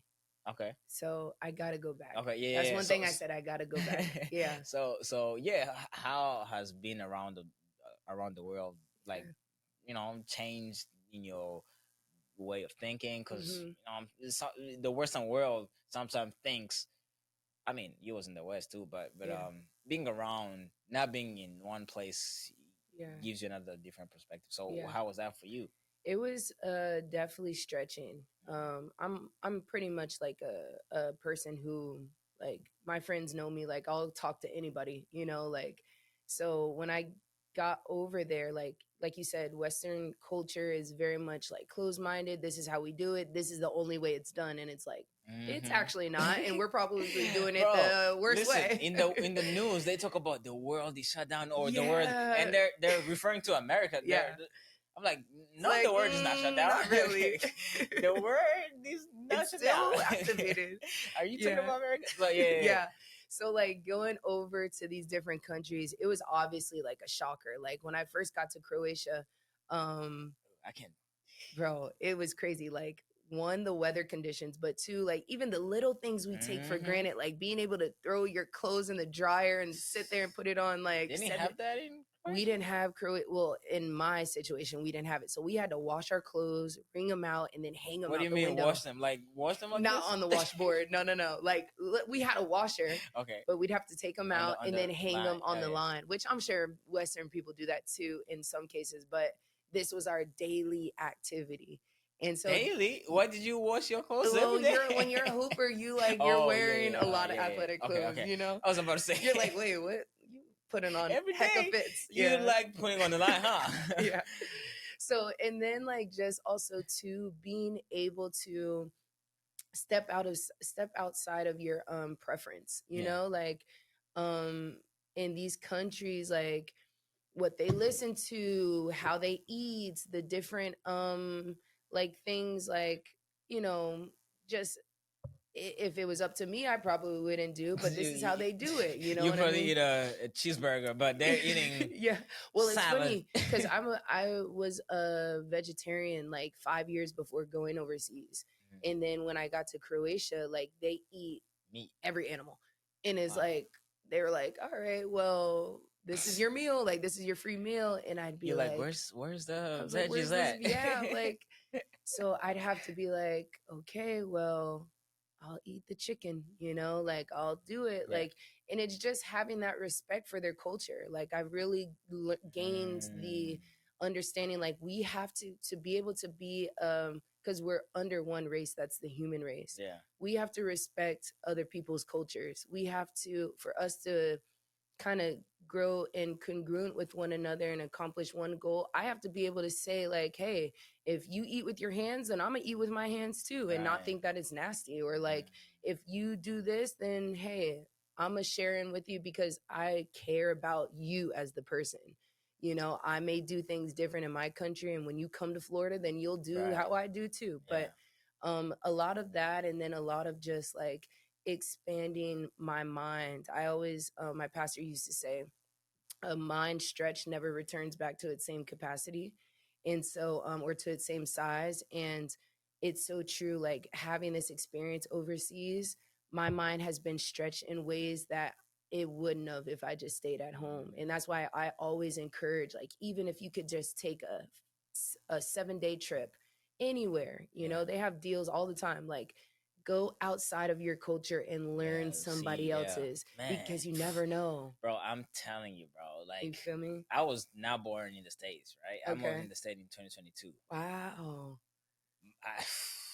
I feel like before I moved here, I didn't know nothing Really? because because I've grown so much. Like my mind, my heart been stretched so wide. Yeah. If I try to go back to what I didn't like, if I take off what I knew now, like Right. all these things that I've had the chance to learn to mature. Like if I Mhm. take it back, I'm like, dang, I was dumb. Like I didn't know that, but it's not like I was dumb. That's where I was. Right. That's where you were in Yeah, that moment. Yeah, for sure. But it's yeah, like going out of your culture, like seeing around is Mhm. always man.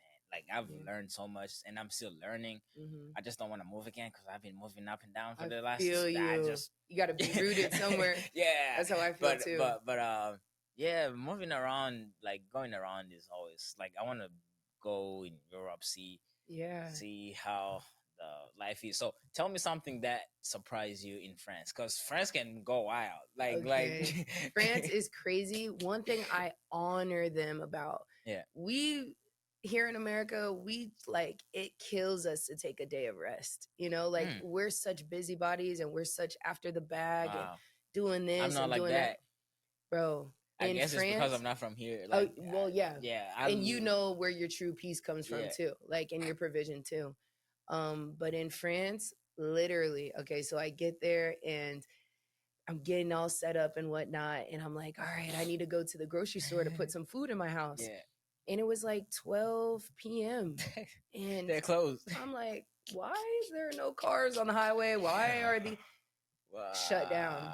Was you in Paris? I was in a in Wittenheim. So it's Okay. like a little bit, it's Mulhouse. It's like an hour by Okay. train. Is it like a city or? Yeah, it's a city. Oh, yeah. and there's no cars on the highway. Well, there was some cars, but I'm saying like it wasn't like active.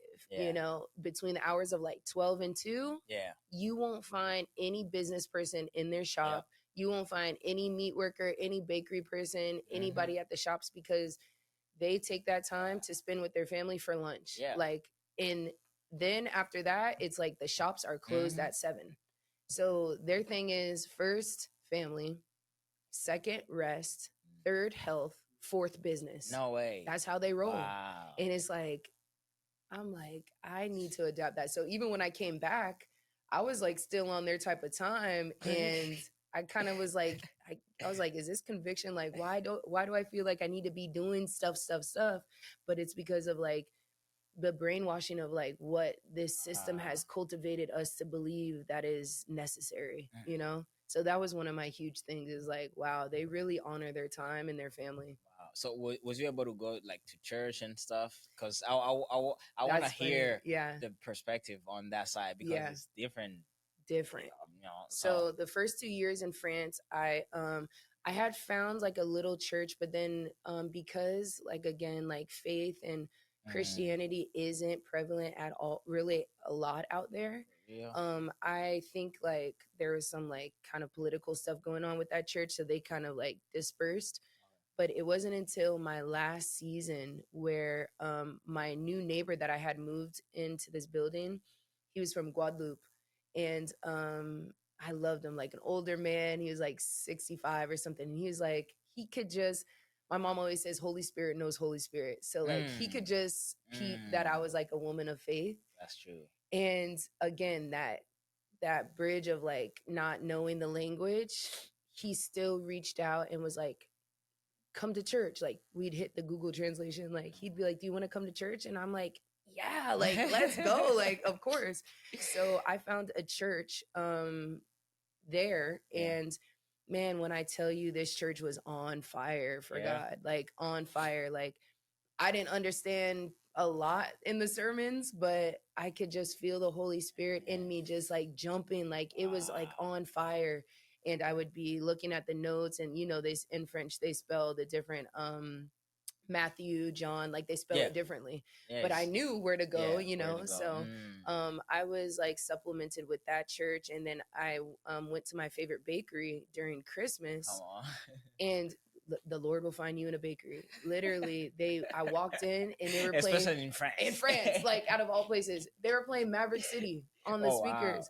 And I'm like, what? So I went to the owner, Ben, and I was like, are you a man of faith? And he spoke English, and he's like, yeah, we we have our bakery and we try to host youth nights Oh, really?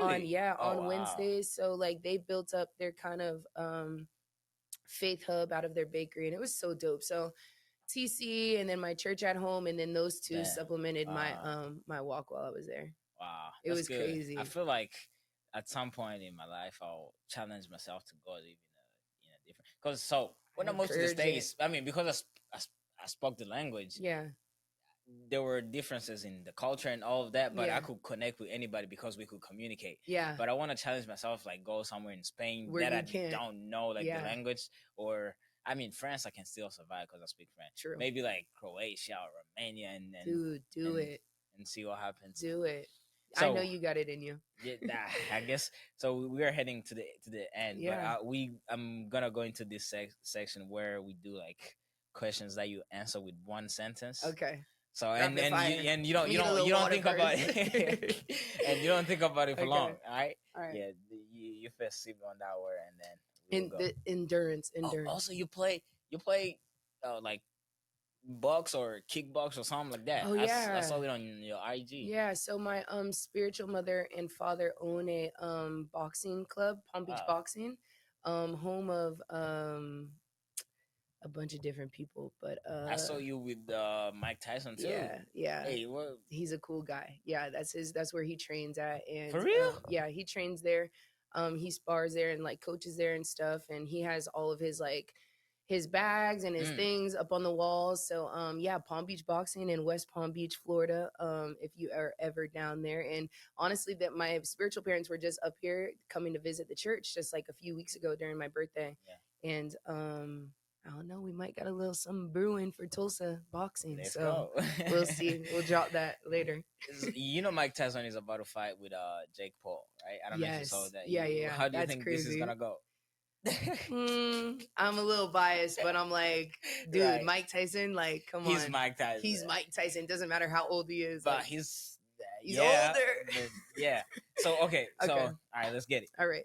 The Tate brothers or the Paul brothers. Do you know Andrew Tate? Yes. Yeah. So Andrew Tate and Tristan Tate, Yeah. or Logan Paul or Jake Paul. Oh, They put them in the ring. Who gets out? I feel like the Pauls, I feel like I've seen them more and like they're funnier Nah, to the me. Tate will The Tates eat are them. crushed? Okay. No, well, I don't know. So like Andrew Tate is just this alpha man, Is like he? crazy dude. Yeah. So I don't know if he's good at fighting. Yeah. But I don't know if he'll like win the win game. yeah. But just because he talks so much, I'm he like he'll talks crush them. Yeah. You got to have this strong up here, the mental, Mhm. because you can get somebody with words. You don't even have to throw a punch. That's another thing too, You because feel I me? was me being bad in sports when Yeah. they came to words. I was just like, You're man, like, I'm out, bro. Like I'm here to have a good. That's the thing. The I was never, competitiveness. I was never in sport to compete. I was there to have a good time, and people was like, "Nah, bro, you can't do that." I'm like, "Bro, They're like, dang, I'm just trying what? to like I'm- vibe out, like pressure. okay." So, what's your favorite memory in sports that's tied to your faith? I can give you an example, right? Okay. 2014, I think. Yeah. Brazil, the soccer national team of Brazil, they won the Olympics, men Olympics for the Olympics for the men, Mhm. Brazil, and then Neymar, he went around having a this band over his head Mhm. that had like 100% Jesus. So that's like my Ah. most sports and faith. Do you have Okay. any like that? Yeah. That's tied to the two. So when I mentioned like we had hit some huge milestones in high school, we won the first ever district championship at Yeah. Central, and randomly I got bit by a spider. What? Like, and it was like crazy because it like the area where I got bit like was so infected, like it was huge, like I couldn't even like breathe on it without crying. But you might be a Spider Woman. I We don't know. know I might. Hey, but I've never been on y'all. Then y'all know why. I love Spider-Man too. That's funny. But yeah, so then we went to the regionals, and I had this thing, and I couldn't go because like when you play back to back to back, so I couldn't go to the hospital and get anything done because they'll tell me like to sit out. And dude, I just kept saying Philippians 4:13, I can do all Can do all things. things.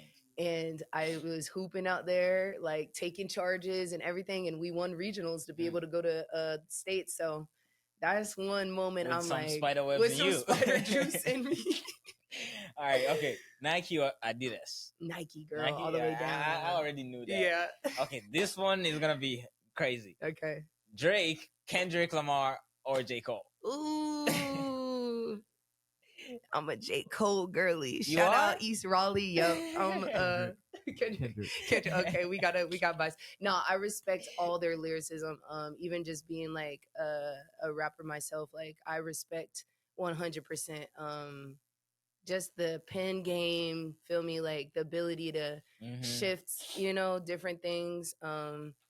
But I love a good Drake. I love the little back and forth, the competitiveness they had going, him and Lamar. But Okay. yeah, I'm a J. And Cole girl. you used to do music too. Are you I still do. into it? Do you wanna That's one thing that the Lord is like bringing me, circling me back to. Come Because on, I we gotta used to make do it happen. it. Yeah, I used to do it for the world, and now like I feel God kind of tugging on me to like put my talents Yeah. into for the kingdom. So Okay. we'll see. So, who's the face of Miami? A rapper who's like Yeah. the face of Florida or Miami? So secularly, Trick Daddy. Trick Daddy is Okay. the like face. He's like Yeah? when you think of Miami music, you think of Trick Daddy, all these people. That's secularly. Okay. But I love Caleb Gordon. Yeah, I know Caleb. Yeah. Yeah, I love Caleb Gordon. And then there's another rapper. I think his name's Mike something. I just Mike got Teasy? not Mike Teasy. Yeah. It's another rapper like out of 305. I be kind of jamming his stuff. He be turned up. If you know Miami, like you know it's a special type of music. Like we like it's just different. Okay. So okay, and here's the next question. Huh? I think it might be DJ Mike. Yeah. I think it might be him. Yeah. He's cold. Shout out DJ All Mike. right, next question. Lonzo Ball and Mm. his brother LaMelo, Yeah. or Steph and Seth? Ooh. I see. I'm old school. Steph. I don't know but yeah. This new generation is different. They've got spider powers too. Like for real. I don't know. Like Okay, let's That's- okay, let's see if we can find some Okay. oldie. hmm. Like I can't think of one on top of my mind. what's Doc Rivers' son's name?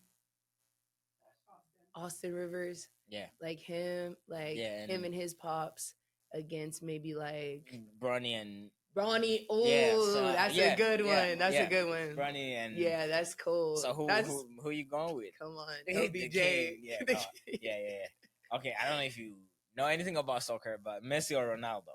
Ah, Messi, because he's in Miami, right? Yeah. Yeah. So shout out to your Yeah, he boy. is. Yeah, Yeah. he's cooking out there. Okay, for real. so what's the best piece of advice you've ever received? Best piece of advice I've ever received. Not even to like over spiritualize it, but Nah, anything. literally, if I could go back to the younger Mariah Corinne, Mhm. I would put God first in everything that I'm doing. Everything. I mean, the things that I choose to listen to, the things that I choose to eat, the outfits I choose to put on, the people I choose to keep in my circle, acknowledge God in his ways. And he's gonna bring me into everything that I need. Okay. And what's the worst advice you've ever received? Just go for it. That's not Because you could, because I mean, Mm. in certain situations, it's like it could lead you astray. It could lead you like down, like it's like maybe God didn't need you to go for that. Maybe He needed you to sit down. You know what I mean? Because like there's been different times that's where it's good. like in sports I twisted my ankle and people are like just go for it. Now I'm like got a broken ankle. Like Right. so yeah. Be wise when you're going for it. Okay. Black Panther, Wakanda Forever, or Coming to America? Ooh, that's good. Coming to America. Coming to America? Eddie Murphy. Ooh. Have you watched the Black Panther? I know I love Black Panther. But though. I mean, yeah. But come on. Yeah, Coming to America is tough too. Come on. Okay, be born in history, like in the past or in the future. Ooh, I want to go back to the times where they walked everywhere. I'm gonna be real. Where like where there were no cars or anything. Yeah, take me back to Okay, BC. which superpower would you have and why? I want to be And able despite to. the webs. Okay, I already got those. I want to be able to read people's minds because I'm such a goofy goober. Like I feel like I would be in a room just cracking up, just hearing like people's. That's a good one. That's a good one. Like That's a I want good to one. hear the unhinged thoughts that you're thinking, but you won't That would say. be nasty, dog. That would be crazy. Yeah, that would be kind of. That would be crazy. So you're thinking about that? Yeah. mine was being invisible, like being. Ooh. But yours, I feel like is even better You because know being me? invisible, you can go into any rooms, you can go Yeah. anywhere. But seeing what people think, Yeah. dude. Like it's like when Jesus was like he didn't even hear anything what the Pharisees were thinking. Yeah. But he knew, like Yeah. he's like, bro, I know what you're thinking. Okay. Last three Okay. questions. Who are the three characters in the Bible that you most relate to? Most relate to. Yeah, if you can, please give me one in the Old, one in the New Testament, and Okay. and one more in any of them. Or actually, if you can, give me one in the Jesus' disciples, if you can. Okay, Yeah. so Jesus's disciples, I would have to say, I would have to say Andrew because he was kind of an overthinker in a sense. Is he the one that was found by the fig tree?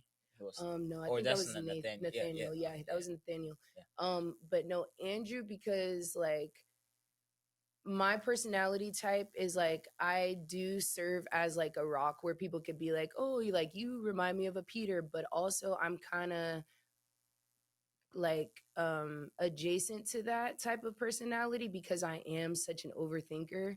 And it's like Andrew was the one who was like trying to tell Peter like, I just saw our Lord, like come. So like he believed, and like Peter was kind of a little bit stubborn. But then also you kind of look at like their stories, like Andrew's stories, he was kind of the one that was always like, well, what if, or like, how could this be true? Or he knew God, he knew Jesus, but like there was always some type of uncertainty, and that kind of is like something that I'm working on. But like I believe like it's so beautiful to have uncertainty because it's like you draw closer to Jesus, like your relationship gets stronger through that uncertainty. So that's like kind of how I feel like I am. And then I think like Ruth, because of just like the loyalty piece, I'm super loyal to really like any and everybody in a sense. I'm trying to navigate the people pleasing from like being loyal, but the loyalty. And then like thirdly, I feel like Paul was just ruthless in a sense. Like he was just straightforward with it, and I've kind of seen myself grow to being very straightforward, but with grace. And I'm trying to like navigate that and see how God wants to work that out in me. That's some good Is that good answer? Because I can tell Can that you want me to show you how? Please. From Andrew, right? Yeah. Andrew brought Peter to Jesus. Peter ended up being the face of the church. He ended up being like the one. He was the one that the church was built up on, right? But Andrew is the one who brought him to Jesus. Yeah. So Andrew, like I said, remember how I started the podcast? You're somebody who helps people in their stories, and you're not trying to be the main character. So he brought the main character to the director of the movie. You know what I'm saying? Circle. That's one. Two, you've been around the world doing ministry and using your gifts, your words to represent God. Yeah. That's Paul. Paul was in Corinth. He was all over the world. Yeah, he was everywhere. And Ruth, just loyal to people. You just nice. You just stand by your word. So I feel like that's some good answers. Come on, I gotta write this down. I feel like mine will be Peter, Paul, and David. Okay. But the problem is, all of them, one thing that they shared, one thing in common to all of them, they were rebellious in We're some stubborn. ways. They were Yeah. stubborn. Mm-hmm. Peter turned away from Jesus. David was crazy, Yeah. and Paul was crazy too before he turned to the Lord. You know what Yeah, I'm saying? exactly. But another thing that all of them has in common is they stand on business. Once they know that Ooh, yes. that's what the Lord is telling them, they stand Yes. on business. I feel like I have that too. Yes. And also the common theme in all of that, thinking not strange that your podcast is, I don't know, or um, they didn't know Mm-hmm. at the beginning. And I'm sure you've navigated that Yeah, territory still, before, yeah. still doing it, Mhm. but you took that step of faith Mm. in knowing who your Lord is, and knowing Yeah. that even though you don't have all the answers, Mhm. He's gonna provide them. And He's definitely, even just looking at like the content that you produce, and just like being so open to hearing other people's stories. Yeah. I know each and every conversation that you have in these two chairs or wherever it is, that you're receiving the answers that God is speaking through them. So Yeah. full circle, bro. Yeah. Thank you for I that. love that. Thank you for that. So, two more questions. Okay. LeBron, Michael Jordan, Kobe, and Steph. Yeah. Give me like pair them into two teams that's like that will be like the best duos to compete each other. Because I've tried to do that, and I was like, LeBron and Steph, Yeah. and Kobe and Jordan. Nah. And I'm not that good in basketball either, Right. with the tactics. So No, but I what you appreciate got? the What you- questions yeah. though. I feel like you gotta have two strong willed competitive people going against each other, like physicality wise. So Okay. I'm gonna put LeBron and MJ on two separate teams. Okay. And then like to complement them, I'm gonna put Kobe with MJ? LeBron Okay. and Steph with MJ. Grant, what do you think? What you think, Grant? Grant over there. So it's Kobe, LeBron, Michael Jordan, and Steph. Yep. I would put Kobe and Steph together, and I would put Michael Jordan. Nah, bro, and they will LeBron. crush them. No. Reason why is because I think Kobe and Steph could be going crazy with shooting wise. That too, yeah. And I think Kobe, he just wouldn't give up. Like he's already enough. Like I don't get me wrong, LeBron and Michael Jordan, I would definitely put above overall MVP. Above Kobe. Above Kobe. But I would say like his mentality and him in a game, he's the one who's probably made way more points in one single game than That's either of true. those players. So That's why true. I'm playing it like that. That's a good outlook. Okay. Yeah. That is. Yeah. I mean, all you got to do is put Kobe and Steph behind the arc, and Right. And it's cash. They ain't even got to go in the paint. You don't even got to. I just feel like LeBron and MJ would just bully them a little bit. For real. You'd be Bro, like, they'll- you'd be like, you got to earn this shot. Wow. So, Yeah. Being a believer, being a Christian, and who's in basketball, who been competition, Yeah. been part of your life for biggest part of your life, right? Yeah. What's the best heart posture to approach competition being a Christian? Because Grant said something that really shook me sometime. He Yeah. was telling me about this They're job. dropping bombs. He was talking know about it. this job that he's applying. He was like, I'm praying that it happens, but I'm also praying that this job goes to the right person. Like if it's not come me, on. I'm still praying. Like I'm praying that this Absolutely. job, that I get it, but I'm also praying that this job goes to the right person, to the one that the Lord prepared it for. Yeah. Right. So how do we mix the two? Because going into a game, you want to win. You do. But Every time. every time. So how do you mix this? I don't know. How do you mix like loving your Mhm. neighbor with loving your team, like your opponent who's talking trash on you, Mhm. but also wishing them well? And maybe I don't know. I can't even think, because like what I said about Grant, can you do that in the game? Can you pray that you win and also wish for them to maybe you win if that's what the Lord Yeah. wants? Or Yeah. this is gonna be It's crazy. gonna be tough. Yeah.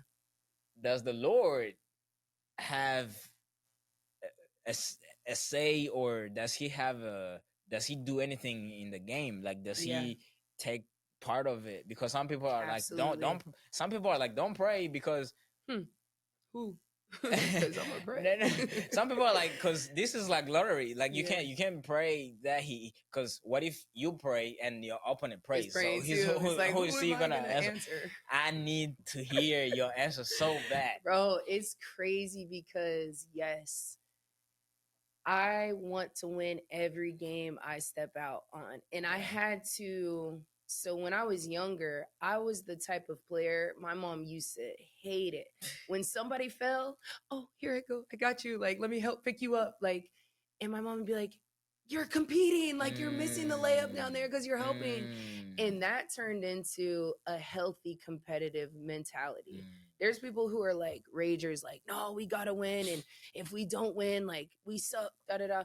And it's like, no, when you separate who you are in Christ and who the things that He's blessed you to do, now you surrender your skill set, your talent, your even desire to win. Because there was times where I would go out there and I'd be like, Lord, let your will be done. If it's for us to win this game, then let it be done. I'm going to go to the extent of my physical capacity to win this game 100%. I'm always giving 110%. But where I end and where I can't go anymore, Capacity, yeah. I pass it, I alley it to you. And if you dunk it or if you choose not to, like that's it was your will to begin with. Like because there's been lessons where like our last season just in France is crazy. Thank you, Holy Spirit. Literally, our last season that I just played in was one of the worst seasons that I've had in my entire career. Like we went like literally like I want to say like 6-15, and we lost all those games. It tried to destroy us as a unit, as a team. My coach turned into a whole different beast that I had never seen him act before, say things before, really like bad stuff. And I kept saying a prayer daily, like, Lord, let your will be done. Let your will be done. Let your will be done. Because, yeah, we can put up on the board. We can do all this. We can win all these games. But at the end of the day, at the end of life, like, the soul matters. Your spirit matters. My coach's spirit matters going to heaven. My teammates' spirits, they're, like getting them to understand you. And I just kept praying, even if it wasn't like me praying with them. Like I would be praying like in my quiet time and before in the locker room before I'd be like, give me a minute. And it wouldn't be till our last game, which just so happened to be the win it all game, the championship, where we did it for our city. Like hundreds of people were there. Wow. And we ended up winning the game right before I came home, got a trophy, got like some money for our club, like everything. And so granted, like we had lost all before and I was competitive. I'm human. I'm going to be mad. Yeah. But when everything cools off, I'm like, Lord, I know what you have for me is earmarked. What you have for these people is already earmarked. It's already provided by you. And in due season, the harvest will come. And in due season, the last game I played of my career in France, we won a championship. And also, the coach came up after me and was like, hey, I know I told you I'm not a very religious, spiritual person, but I believe something happened. I believe in something higher than me. And that was the real win, And it just brings me to like, I know I told you I was gonna bring out scripture. Come on, do it. Literally my favorite verse, like that I was meditating on all of my past season, is in 2 Timothy 4:7. And it says out, 4:6 really. It starts to say, I'm already being poured out like a drink offering, and the time for my departure is near. It says, I have fought the good fight. I have finished the race. I have kept the faith. Now there is in store for me the crown of righteousness, which the Lord, the righteous judge, will award to me on that day. And not only to me, but also to all who have longed for his appearing. And so it's like we can be competing in every facet. You could be competing unknowingly to be the number one podcast. You could be competing to be the number one graphic designer, artist, anything that you're putting your mind to. But at the same time, we got to remember that we're fighting the good fight, and we got to keep our stamina to finish. And God's with us as the coach, the Let's go. goat. Yeah, that's thank you, because I always had that question, like, do we pray? Like, do we Yeah. pray going into a Yeah. game? Like, Yeah. but yeah, that's good, because you said there's more at stake than just the game. Absolutely. Like the game is just the physical part of it. There's Absolutely. which the physical part is the smallest portion of Yeah. our lives. Like, we are not physical humans who have a spirit. We are Yeah. spiritual beings who have a physical body. Exactly. That our spirits lives in this body, which will be Exactly. taken away at some point. So there is more than just the game. Yeah. More That's than a good. game. More That's than a good. game. That's good. Wow. Something if I can add. Yeah. Something new that I've realized, and it's kind of like becoming a side hustle now with TikTok and whatnot. And I joined this agency, and it's called Recapture. It's a Christian broadcast channel on TikTok. Oh, that's dope. And yeah, and so a cool thing they say is they're not trying to get change; they're trying to make change. Come on. And it's so cool, and I have to keep reminding myself so Yeah. many times, because when you go into this new thing and you're like, oh, it might bring something out of it, but like the thing is, what are you looking at that's going to bring out of it? Like, are you looking at what it's going to give you, or are you looking at where you're going to give it? Exactly. But Oh, that's good, Grant. That's so good. That's good. That's so powerful too. Man, Yes. this has been good. This has been so good. Appreciate you so much for I coming feel at by. home here, man. I gotta stop Hey, by again. Let's do this again. Let's do this again. For So sure. I feel like you've actually segmented us into the next episode, which is gonna be talking about how we're not gonna win everything. Okay. The next, it's crazy. I'll just share a little bit about it. Yeah, just talk to us. maybe the viewers and listeners can, maybe they will come back for that too. Yeah. So there's this theory.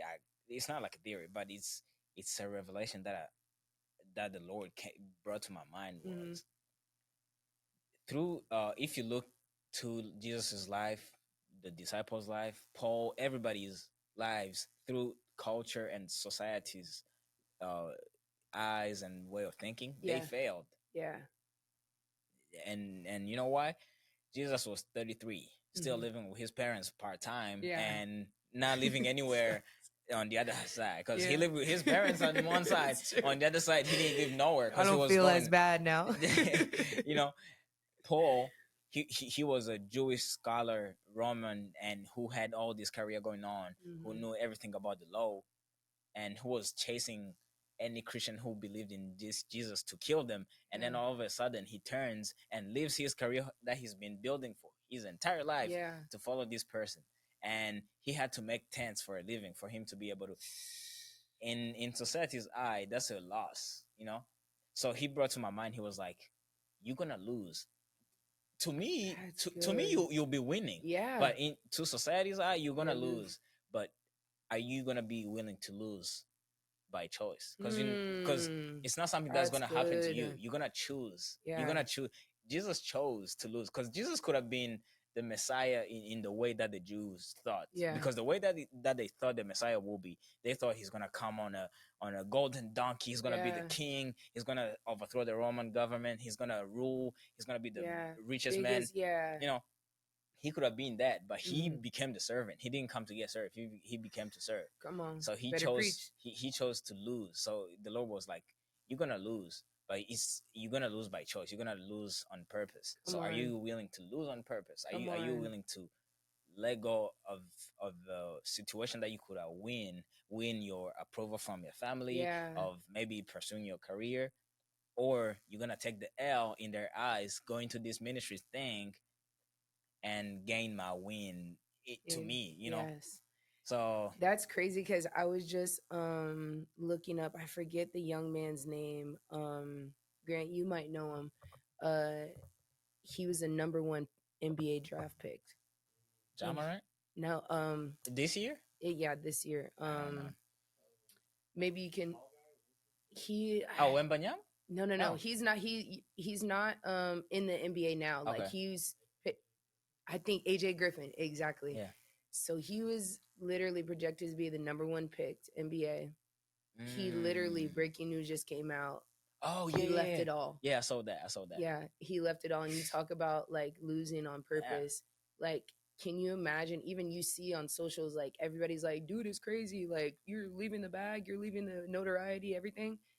but he's doing it to pursue Christ, Yeah. and he's doing it to pursue the call that God has put on his life. Yeah. So that's amazing, Yeah. and I'm excited for that. Yeah, it's To gonna hear be that, fire. that's It's gonna be fire. crazy. I'm tapped in. Yeah, let's get it. I'm tapped in. Yeah, I'm excited about that.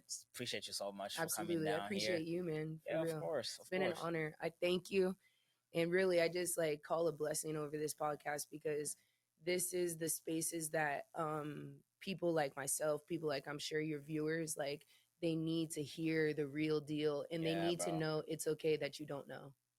You know, so Yeah, and I feel like also people need to hear from just a commoner, because sometimes we hear from a pastor, but we Right. think a pastor is like a these super super big, yeah. they're humans, but I think hearing from me, a person that they know or Yes. that have 800 followers, Yeah. like I am not a celebrity, I still do a regular job. Exactly. So maybe hearing it from me would be like, you know, maybe I can obey too, though I don't Yeah. have it all together. Yeah. Maybe though I don't know, I can maybe still obey. Yeah. You know, There's still a common there's ground. yeah, maybe I don't know how this is gonna work, but let me tell you about what I know. I Come know on. the Lord is gonna make a way. I know He's Exactly. always gonna come through. And somebody needs to know what you know. Exactly. That's on. true. Yeah. So Appreciate you, my brother. dear viewers and listeners, appreciate you guys for coming down here, clicking the link again, searching our names, like whatever that you did to find this pod. I appreciate you for doing that. I hope that it blessed you. I hope that it gave you another perspective. I always say I don't want this to just be a regular pod, man. I don't want to sit in this chair to say some random stuff. Like I want whatever joke that we make, whatever verse that we say, whatever like thing that we say, I hope that it impacts somebody, and I hope that it impacts me first, because I don't want to be here you know trying to give something that I haven't gained from. Like if there is change, if there is transformation that's happening here, I want to be transformed first, so that whoever who's listening is going to be an overflow of my transformation. Amen. So that way, if nobody watches it, I already got my transformation. I'm good. Yes.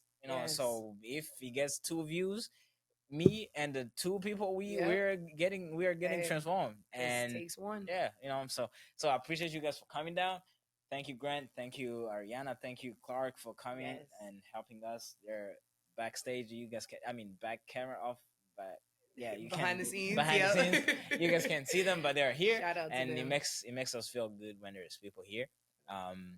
And shout out to Comfort too. She wanted to be here, but she's in here. Tanzania And Bree, right now. Yes, and Bree. Comfort and Bree, we send our prayers and positive vibes to Comfort all the way in Tanzania. Yes. So if you guys have any idea of a guest that you guys want to have on the pod, please send it in the chat or in the comments, or whatever you're gonna do. We'll try to get them here. We'll try the best, So this has been good. The Lord has been great to me, and I didn't know this is gonna work. I didn't know this podcast thing will be a thing. I just set out to walk on water, and then I took the first step, and the water was solid, and then I kept going. Woo. And I haven't sing yet, so I'll just keep going. As you keep your head up. I'll just keep going. So I appreciate you guys. God bless you. See you in 2 weeks. We're dropping an episode every 2 weeks. Love you. See you.